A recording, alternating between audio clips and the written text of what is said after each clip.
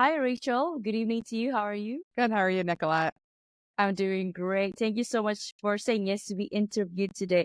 I'd like to introduce myself formally to you and to our guests, to our listeners today. My name is Nicolette. I am the creator for the podcast titled You're Worthless. Read that again, the juxtaposition of your very soul. Now, before we get into the nitty gritty of things, I'd like to read your introduction for our listeners today, and then we can get on into the conversation. So, hello everyone. We have Rachel Rozen here with us. From Chief Customer Officer to Connection Coach, Rachel transforms professional networking firm from icky to sticky. Now, she's on a mission to help professionals build authentic connections, drawing from her journey of connecting with 300 people in a year. Her coaching strategies empower professionals to turn networking challenges into lasting relationships. Well, when not coaching, she's cheering for the NY Mets and the Syracuse Orange, reading and experimenting in the kitchen. Welcome, Rachel. Welcome to the show. Thank you. Thanks for having me. Thank you. Thank you so much. So, Rachel, okay, before we get into the real deal, can you first share with us what was it like growing up as a Rachel Rozen? Great question. Well, I was a first child, one of three. And so I definitely took on the role as I've always been a leader. I started working when I was 10 years old, babysitting. That would never Wow. fly today. Not for I babysat for my sisters, but babysitting outside of my family at 10 years old. I don't know why someone would do that, but I was a very mature 10-year-old and always really pushed to do things that I wanted to do. So whatever it was, I persevered through any challenges I had and did whatever I could to make myself find ways to do things that I enjoyed doing. I can resonate with that being the eldest because I too am the eldest of three. So one of three as well. It's almost like there are, I don't know how I felt was expectation, especially from coming from my parents at the time that I've got to set the example. And that means I've got to get the things done right. And the sisters after me will follow. And that's also the good and the bad after realizing it in the industry, in the corporate world for 15 years. It's like I've been pushing until I hit like the burnout ceiling. I would say my ceiling, which is burnout. And yeah, and it's also the reason why I am doing what I am right now, from an accountant to podcasting and hypnotherapy. But yeah, I can totally resonate with you. And I guess that flows smoothly to our next question now. What is your backstory? What is my backstory? Where should I start? How far back? Well, your career and what you do Okay. now. So my career actually began in hospitality. So I started cooking when I was 16 years old and I went to culinary school. So my degree is in culinary arts and culinary nutrition. And I worked all over the country, all over the US when I was in college. And I also did an internship in England. And after college, I decided to go to the front of the house instead of the back of the house. And I worked for Hyatt for many years, all over the country in Washington, D.C., Dallas, Texas, and Seattle, Washington. And then 11 and a half years ago, I decided that I was going to leave Hyatt, which was very difficult for me because I was very attached to that company. I felt like I was going through a divorce, actually. I've never been married, but the closest to marriage it's been is Hyatt. And then I picked everything up and moved 3,000 miles across the country to New York City and didn't have a job. Wow, I knew I wanted okay. to work at a chef-driven restaurant, Right. but nobody wanted to hire me because I didn't have New York City restaurant experience. So I tried really hard and I happened to get the job, my dream job, honestly, in New York City, working for Jean-Georges Van Richten at ABC Kitchen. And the reason why I got that opportunity was because I had Seattle on my resume and the general manager at the time was from Seattle. So anyone that had Seattle restaurants on their resume automatically got an interview. And I knew if someone would interview me, I would get a job. And I did. And then I worked my way up there to be general manager of 3 restaurants. And then I left there to go to the tech side of hospitality. and worked for a point of sale company. Worked my way up to VP of customer experience. And then when COVID happened, our parent company, who had acquired us a year prior, had laid everybody off except for my team and our engineering team. So I became the de facto GM of that business unit and took over everything except for the developers. I don't know how to code, but I did pretty much everything else. And Wow. then I left there at the end of 2020 to become the chief customer officer at another food tech company. And then I was there for a little over a year, and I had gone all the way to the top of the C-suite, but I wasn't really happy there anymore. And I didn't know what I wanted to do next. And I decided to leave. And I took what I call a learning sabbatical to try to figure out what was next for me. And I did a bunch of traveling and took time off. And that's the time where I started realizing that I really needed to network, because I had been a workaholic and I had just invested in the relationships within my companies that I worked at and my clients. But really, I was more focused on the day-to-day than anything else. And I knew I didn't want to do what I was doing before. And that's how I ended up having to go through the process of meeting new people and realizing that networking was actually a skill set. And I got some consulting jobs from that. And people just kept coming up to me in different communities that I was in and saying, Rachel, how are you doing this? And I realized that there's something more to it. And someone asked me to do a webinar, and I did my first webinar of January of last year. So 2023, we're almost at 2025, which is crazy. It's almost 2 years ago. And in May of 2023 is when I decided to start this business and teach and coach people on networking, because I realized that there really is a need for people to learn how to do it effectively. And networking is not just for your professional development, it's also personally to network as well. I love that you had so many points right there. I have so many questions regarding your journey up to the C-suite level and how you transition. Like, what did you feel when you thought of when you had to say, okay, I need to transition out? Like, what was happening then? What were you feeling? When I left as a chief customer officer? Yeah, in Hyatt, Yeah. and also in that tech Oh, in company. Hyatt. Hyatt. Okay. Yeah. So when I left Hyatt, that was a really, really tough decision for me, because I worked in food and beverage, and I was the director of restaurants at the time at that property. And I really wanted to be an assistant food and beverage director. And I had been trying for assistant food and beverage director for probably 6 months before I got that job. And I was really struggling. I always was a number 2 choice. And it wasn't because of me or my accolades. It was because the way the company was going, they were really devaluing having food and beverage directors. So food and beverage directors were going down to become assistant food and beverage directors. So you couldn't really get promoted up because people 2 levels above me were going down.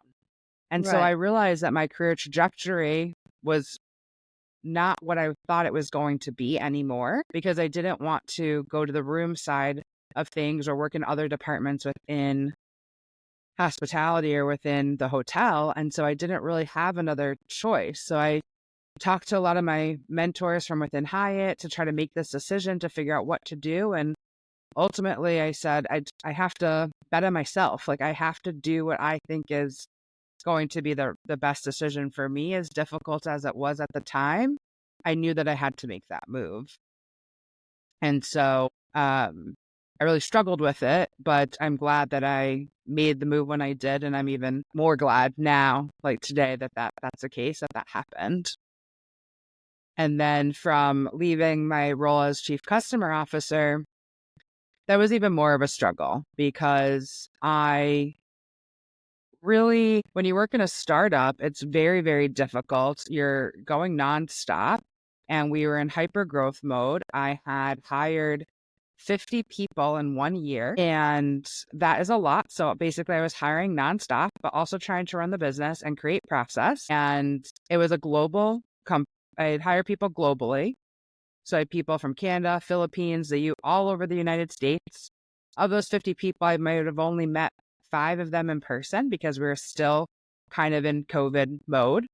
So doing everything remotely, trying to build a culture, trying to build just everything that you can within departments and a company. And it was very difficult. And I realized that I was burning myself out, and I didn't know that that was the case in the moment. And I actually read a book after I left, called Millennial Burnout. And every page that I was reading off that book, I was like, that's me, Me, that's me, that's me, me, that's me. me. Like, yeah, there wasn't a page in that book that I didn't agree with. And I realized that I really needed to take time off. And at first I was actually calling it my mid-career retirement, because I just knew that I needed a break and I had no idea what I wanted to do next. And that's what, when I traveled, and I went to Costa Rica for a few weeks, and then I went to Sri Lanka and the Maldives for 2.5 weeks. And then I came back and just really, I had done a lot of resting, a lot of thinking, and really just wanted to figure out what I enjoyed doing, because I was just doing things for so long, but I didn't really know what I liked. And so I was the type of person that is good at many, many things. And Oh, that's not always a positive for a lot of companies. They want you to yeah, that's focus on right. one thing, and that's not who I am. I need to be doing lots of different things. Hi, I'm Nick Nieras, your host of the Your Wordless podcast. Now, if these real raw stories hit home, don't wait. Please follow, like, and subscribe my Spotify and YouTube. For bite-sized inspirational reels, follow me on Instagram, TikTok, and LinkedIn. Don't wait. Your transformation starts today. Thank you, and bye for now. Preach. Yeah. I love that. Well, so, and again, I can resonate. Meeting people, connecting with people is one of my, if I would say, the one of my greatest skill that I have right now, and I love it to the core of my being. You having said that means that you've achieved. It's like an accomplishment, right? And then you check off your milestone. It's not so much about proving yourself to other people, but it's about proving your proving it to you that you can actually reach that height, right? So for me, I love it. I love that you mentioned that. And when you traveled, now I'm curious, like how long did you take? To How long did travel. you, yeah, how long, yeah, the Yeah. sabbatical. So I spent my total sabbatical was a little over 6 months, but I spent 2 weeks in Sri Lanka, and then I spent 2.5 weeks. I'm sorry, I spent 2 weeks in Costa Rica, and then I spent 2.5 weeks between Sri Lanka and the Maldives. Right. And the sabbatical that you take from starting your, from leaving the tech and then to your own company, which is Connection Catalyst, right? Like what was the cool off period, I would say. The cooling period. Yeah. Yeah, so it was about 7 months or so that Seven I months. that I Okay. took. Yeah, and I also I turned 40 that April before I started my business, and I took a trip to Italy with some friends to rented a villa in Tuscany, and then was in Italy for about 2 weeks as well, a little over 2 weeks, I guess. So I did a whole lot of travel before I put myself back into doing work. Awesome. Can you just give me 1 second? Let me just, because my mother is doing Yeah. something in the kitchen. Just give me, I'm going to cut Yeah, this no worries. from our, Okay. can you hear me? I can hear you. It's still, there's no clattering anymore, but there's still some noise. But Okay. Okay. I think it's because of the microphone is picking up the sound from the fan. But once this gets uploaded to okay. Riverside, I'll be sure to remove all the background noises. So, yeah. Okay. All right. And Sounds then, good. yeah. Okay. So, coming back to the interview, now, Rachel, can you talk to us about your company, Connection Catalyst? Yeah. So I work with individuals either through one-on-one coaching or group coaching to help empower them to take the icky out of networking and create sticky relationships. And my goal truly is for people to make networking a habit, because we often do it only in a need moment. So a lot of people think they need to network when they're looking for a new job. And yes, you absolutely do, but you should be networking all the time. And I don't even really like the word networking. I like to use the word connection. When are we making connections with people, and what is that looking like, and how are we building upon those connections, and knowing that it's not just for work to make connections, it's for our personal lives too. And it is intertwined. And people, not that everybody needs to know everything about your life, but there are things that you might enjoy doing that is going to make conversations more valuable. So, for example, you can see all the books in the background. I purposely have my desk set up this way and the books there because people will say, "Oh, you like to read? Why not look at people's backgrounds and see what do they like?" People are hiding that. Yeah, maybe your kitchen is messy or maybe wherever you are is, but there are things that people can pick out that will help create a connection with somebody. And obviously we're, on a video recording right now, but if you're in person, the same thing, you can build connections with people pretty easily. I also do workshops and speaking engagements at companies, associations. And in New York City, I do small group dinners for executives and entrepreneurs. It's a maximum of 8 people. And I do that twice a month. And so I have a email list where people can apply to come to those dinners. And the goal is to bring together people from different industries, roles, genders, and generations to have a conversation over great food. And the reason why I started doing this was specifically around Adam Grant's book, Give and Take. And he was on an American Express business podcast in May of 2023.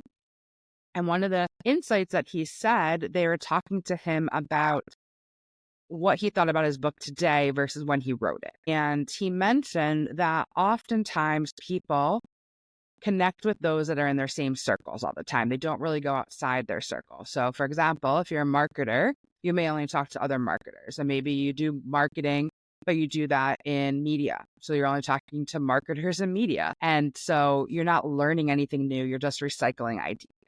So by bringing people together from all different walks of life, again, really from the executive and the entrepreneur side, just because of the level of conversation that we have, allows people to connect with those they never thought that they would before. I love it. Now, my question, or me being curious, what's the process of transforming icky networking to sticky relationship? Like, I know, what's the basic tenet that underpin? So the biggest thing is knowing what tools you can use that's going to benefit you in your networking. So one of the main frameworks that I teach is what I call the 3 I's. And the 3 I's is around the way that you're having a conversation with someone or you're interacting with someone. You're often, when it comes to networking, we think about the give and get. I need to give somebody something in order to get something back. I can't just ask for something to get something. And we often don't know what that could be. And so that's where this framework comes to play. So when we're having a conversation and we're listening to what the other person is saying, what can we potentially do for them? So the first I is an introduction. Can I introduce you to somebody else that could benefit you? Or vice versa. Can you introduce me to somebody? The second I is information. So information could be a podcast, advice, article, a book. Could be something tangible as well if need be. But what is something that you could potentially share with that person that could help them, or vice versa? And the last I is an invitation. Can you invite someone somewhere else besides for the conversation they're having right now? So maybe you're in a group setting and you want to go create a one-on-one conversation that you have at a later point in time. Or you're part of a community that you think that they may really benefit from, so you invite them to the community. Or it could be something virtual. Maybe you want to invite them to a webinar. But what's something that you can do that you're inviting them someplace? So again, the 3 I's are invitation, information, and introduction. And you don't have to give all 3. You might give one, or you may not even have anything in that conversation. But then you leave the conversation, you realize, oh, Nicolette, I realized after we spoke, I want to introduce you to this person, or I wanted to share this with you. So it's a great follow-up tactic as well. I like that. I like that. The one thing that stood out was the part when you said giving, but not really, not expecting something in return, right? Because it's for your interest. And I guess Yes. everybody's who's trying to make meaningful, authentic connection, they have to come in with their heart, right? And not with the mind by saying like, okay, if I connect with Rachel, what can Rachel bring to me? I mean, in that it's Exactly. just transactional, which defeats the whole purpose of building meaningful connection. But unfortunately, there are a lot of people that are just that are like that too. And it's up to us to come in with the right intention, the way I would the way I would see it. Yeah. Okay. Thank you for that, Rachel. Absolutely. Can you share some success stories of individuals or businesses that have benefited from your one-on-one or group coaching session? Becoming a podcast host was a natural extension of my second act. And after spending 15 years in the corporate world, I've transitioned to helping individuals overcome challenges like navigating tough relationships, career burnout, and aligning their mission with their soul's calling. By certifying as an RTT hypnotherapist and a lifestyle coach, I've made it my mission to empower people to recreate the life they deserve and building a supportive community through my podcast. Now, let me ask, are you facing challenges like struggling to reprogram your mind to attract wealth, weight issues that feel like a constant yo yo, insomnia or restless nights from daily worries, or just a lack of confidence in public speaking? If the answer is yes, visit www.thenicknearholisticlifestyle.com and grab a free hypnosis audio of these common struggles. It's a sneak peek into how my coaching works. Are you feeling shy? Don't be, because I'm as real as it gets. Let's connect on Instagram and LinkedIn and start your transformation today. Yeah. So there was one of my recent clients. She was always very nervous going to in-person large events because she wanted to get something out of it, but she never was really sure what that looked like. And oftentimes she would go to an event and nothing really good would come of it. So we talked through different things that she could potentially give. And she works at a very large company. And the building that the company is in is a place that people want to go to see or see the top, get to the very top of that building and see the city scene. And so we Right. talked about when you meet people, that's a great place to invite them to. So not that long ago, she went to an event, and one of the tactics that I teach people as well or coach people through is how do you get your energy in a place where you're ready for that event? Because oftentimes when it feels icky to network, we don't want to be there. And it's often about the energy that we put out there. So I Yes. teach that in a tactical approach that's around your five senses. So she listened to some great music. On her way there, she met some wonderful people. She invited someone up to the top of that tower. And it was a great way to start a connection with that person. And it's something she would have never done before the coaching that I had worked with her on. And those are the things that I just love seeing because it's about just taking one step forward. It's not that you need to go through a major transformation. It's what are Revamp these small yourself. steps that you can take? Yeah, what are small steps that you can take that's going to make it more comfortable for you? Mm, I love that. Piecemeal advice that you can actually take immediately. You don't have to go out there and, you know, sign up for a course or practice, which makes the anxiety level, even higher. Like it goes through the roof, and just take that one step in front of you. Yeah. Okay. Now, and I think you answered this, but I want to ask you personally, how do you help your clients find calm and clarity amidst the busyness of daily life? Yeah, so it's kind of what I just mentioned is partially it's around your energy. And so we talk through what are those different things that you can be doing from a tactical standpoint. So that's from all five senses, but also breathing exercises, meditation, things that might help you. But I always like to say it's not a one size fits all. I want to help you understand what tools you have available to you, but you need to try them out to see what works for you because it's not a one size fits all. But if you don't know what you can try, then you're never going to make it be something that is realistic for you. So that's part of it, as well as mindset and being in the right mindset to be able to go out there and do it. If we keep telling ourselves stories, because oftentimes with networking, people will say, I don't do it because I'm afraid. Okay, what are you afraid of? I'm afraid of being rejected. Judgment. Okay, well, what happens if what happens if someone rejects you?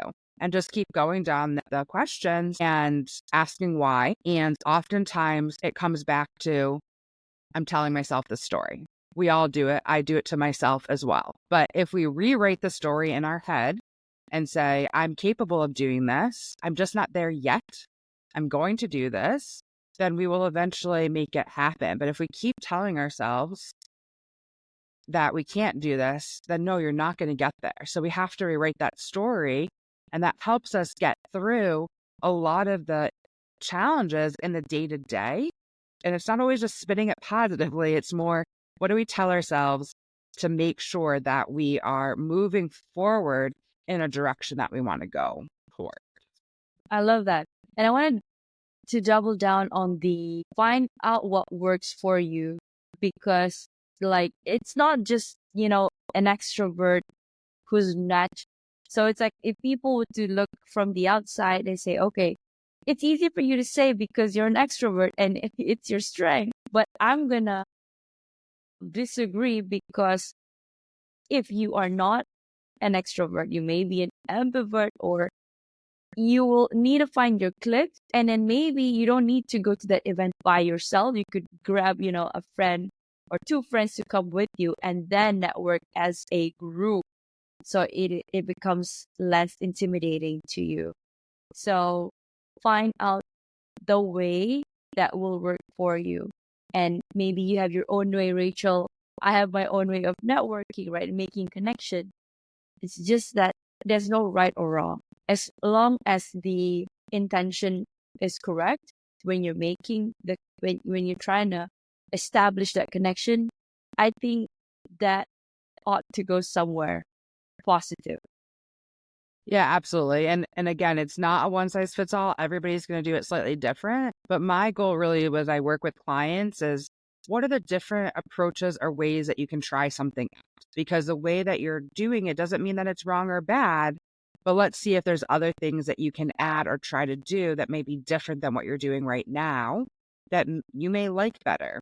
Or maybe you're not doing it well enough. I also have clients that are doing too much networking and they're going to too many conferences, but they're not following up and they're not really getting anything of it other than feeling like they're doing a lot of networking. And it honestly doesn't really matter if you're extroverted or introverted or an ambivert, because everybody has areas where they don't like doing things and struggle in a lot of ways.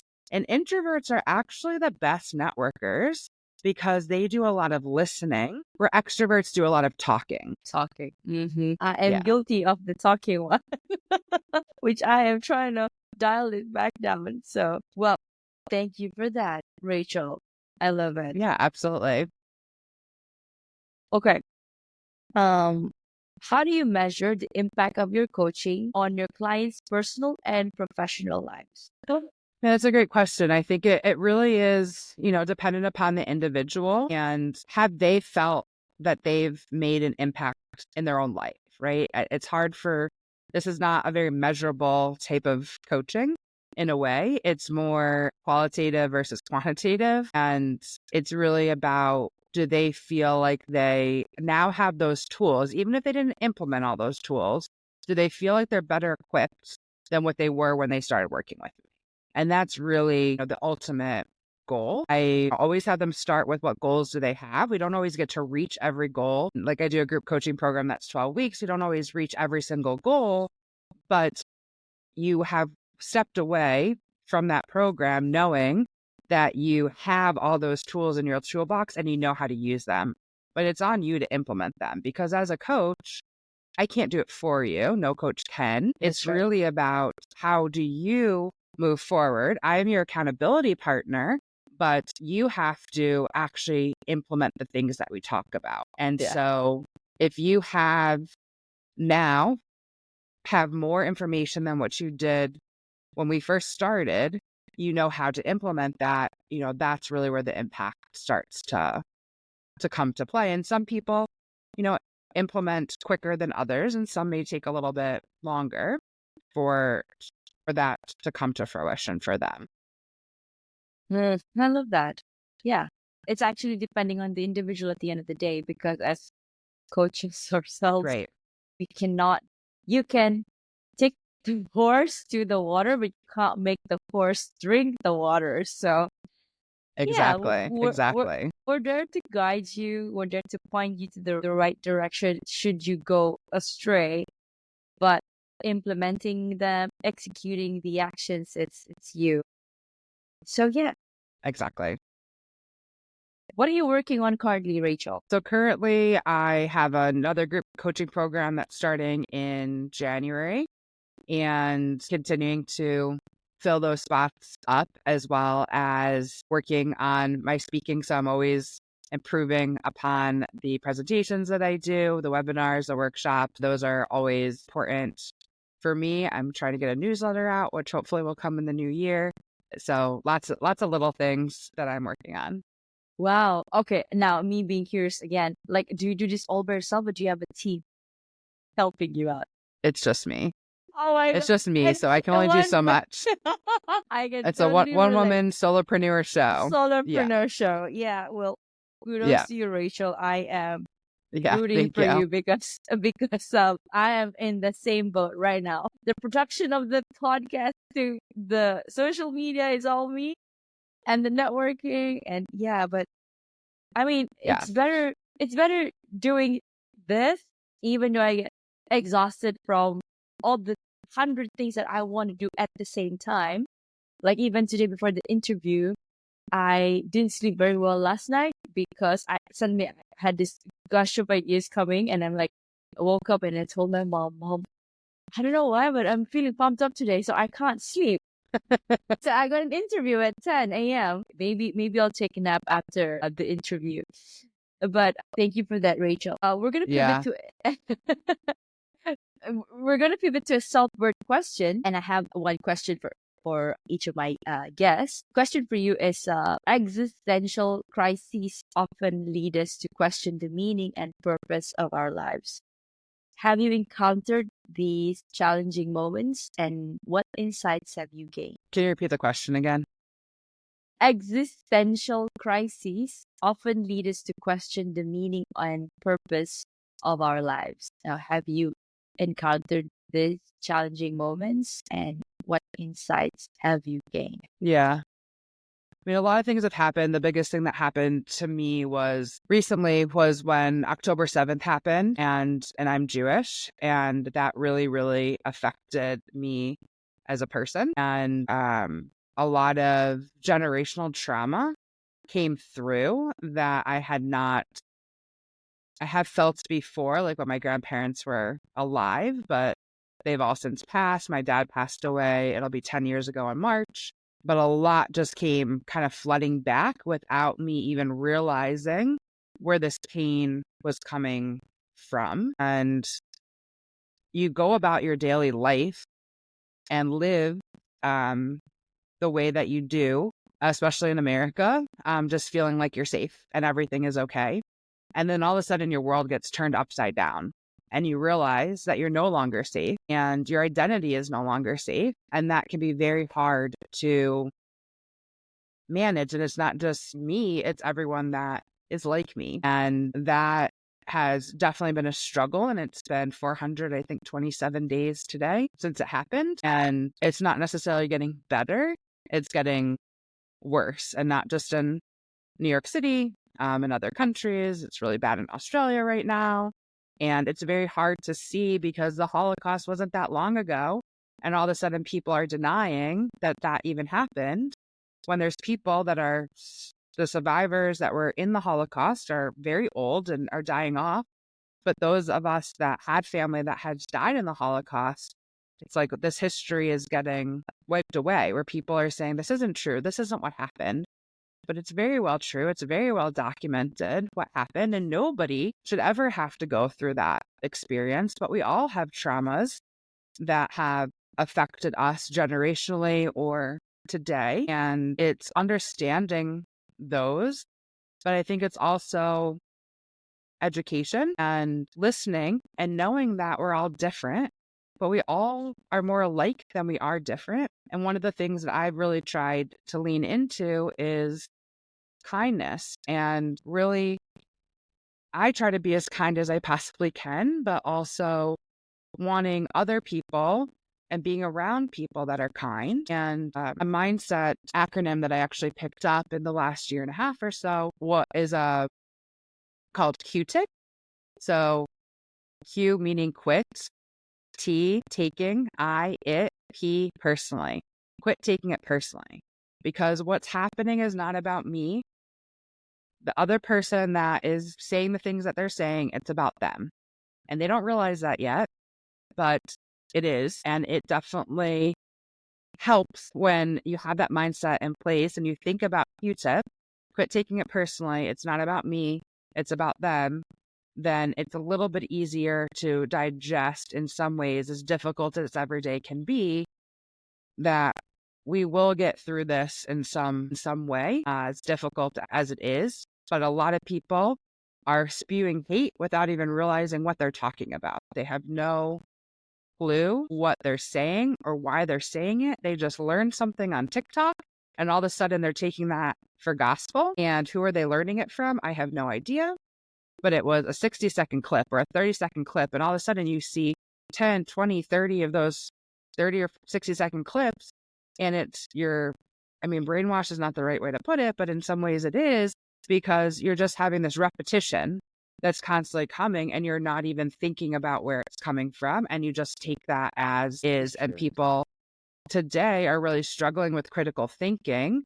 But part of that issue is that the information that's coming their way is not given to them in a way that they can critically think about it, because it's coming in those 30 or 60-second clips versus even 20 years ago, we'd have to read a newspaper to learn about something. And today it's in front of us in a couple minutes. So we don't have the time to really think through what that is that's coming our way. But that's really been the biggest challenge that I have been dealing with in the last 18, well, it's not quite 18 months, but a little over a year. I was just talking to a guest, to a host last night about not the same issue, but rather how we are bombarded with information, but we lack the critical thinking skill to actually discern what and how the information was derived and the background of it. Like, for you to be able to say that, that means that, of course, we all know that the information may be true, maybe not true, but then we have the other side of the world, or not other side of the world, a big mass of the population of the world that just takes it in as, okay, that's the truth. And then they go to they become far left, or, in their thinking. And I know far left is, I meant it in their opinion or perspective, not in the States, because I know, Yes. but Yeah. yeah. And it's dangerous, very dangerous. And especially we have this new generation coming up, Gen Z and Alpha. If we don't teach this in school, or if they don't pick this up anywhere from their parents or the household that they're in, we're gonna have a generation with polarizing opinion, and each one of the side will stand up to their own point and say this is the right way. But how sure or how credible is the information? So, well, thank you for the end. I'd love to send you a hug. Thank you. What is your heart's greatest wish? My heart's greatest wish. For me, it's really about just being happy, like finding happiness in everything that I do. From a work side, I'm the happiest I've ever been. From a personal side, I'd love to find my husband soon. So that would be ideal. We're putting it out there to the universe, and so it is. Yeah. It happens here on Exactly. this show. And again, from a health perspective, there's a lot of pieces in your life, and I just want to be able to kind of have all those buckets filled in some way. So actually, when I left working at my last full-time job as a chief customer officer, I really felt depleted in a lot of ways. And so a little over a year ago, I decided that I needed to think about my life in a way in buckets. So I have a post-it note on my desk of my buckets are recreation, family, relationships, health, community, finance, career, friends, and spirituality. And not any one bucket should be overflowing and not one should be depleted. And I keep it on here so that I can just keep reminding myself, what might be lacking or what do I need to fill or what is too full that I need to not spend as much time doing. Like, for example, if I'm spending too much time working, I need to do less of that and do more of something else and to just be more balanced in my day to day. And that really has helped ground me a lot since I started paying attention to that more. I mean, holistic in all areas of your life. I love it. So, Rachel, do you have a mantra that you live by? So the mantra that I created was actually before I stopped my full-time job, but I still look at this every single day. It's also on my desk, but it's my resume doesn't define who I am. Enjoying life outside of work is equally important. That, listener, is the takeaway for today. Okay, if you could create a quote right now for you to leave to the audience listening and the world as your legacy, what would it be? Oh, wow. That's a great question. Can I give you a quote that I really like? Yeah, please. Okay. I have all these post-it notes on my desk, so I might as well use them. So this quote is, your best teacher is your last mistake. And I think that is really important because often, especially women that are type A, tend to be perfectionists. And we really struggle with doing things perfect versus making there be any action. And that's why I really love this quote, because we have to make mistakes to get better. And if we don't take action, we're just going to stay stagnant. Nothing has to be perfect. It just needs to get done. And then you can perfect it once you get it done. And so I really love that quote specifically as kind of like a guiding poster, an additional mantra in a way. I love that. I love that. Quit trying to be perfect. Just get it done and then perfect it along the way. Tweak it along the way. It is better done than sitting on it and just trying to make it perfect before you. So, for example, like for me, when I post my content out, I know, when you see a lot of content, social content creators, they say, oh, how do I do that? But if I were to wait and just master all of the, say, editing skills, it will take me months, if not a year, to just push out. So I will just push out some. Exactly. And then just learn along the way. I mean, after all, that's how you learn. And the other thing, exactly. And also, there's people around you that want to help too. I mean, that's the whole purpose of building connections. Like, don't be afraid to ask somebody for help. I use this for myself, but I tell others, my clients, that as well. Like, you have a 33% chance that they're going to say no. There's a 33% chance they're going to ghost you. And there's a 33% chance that they're going to say yes. So just ask. What's the worst that's going to happen? They don't respond to you or they say no. It's okay. You just move on. But that's why, that's why you need to keep connecting with people and meeting people. You just never know who you can help or how someone else can help you. I love that. What a way to start my day. Now, Rachel, how can people reach out to you? I know I'm going to need you once I get myself back in New York. So we're definitely going to meet. So yeah, we're connected. Yeah. Okay. And there you have it, everyone. You've just heard an inspiring journey and incredible wisdom. Thank you for sharing the work you're doing to uplift others and make a lasting impact. Despite the challenges, Rachel, you're paving the way for others, and your dedication is a true testament to resilience and purpose. To our listeners, this has been another thought-provoking episode of Your Worthless. Read that again, the juxtaposition of your very soul. Now, if you've ever felt worthless, know this, you're not alone. But here's the deeper truth. If you were truly worthless, why would your soul choose to be here in this exact moment in this lifetime? Your soul traveled from the infinite, not just to exist, but to matter. And for that reason alone, you are worthy. And with that, I'd like to thank Rachel Rozen for joining us today, and to all of you for listening. Until next time, I'm Nick Nyaras, your host.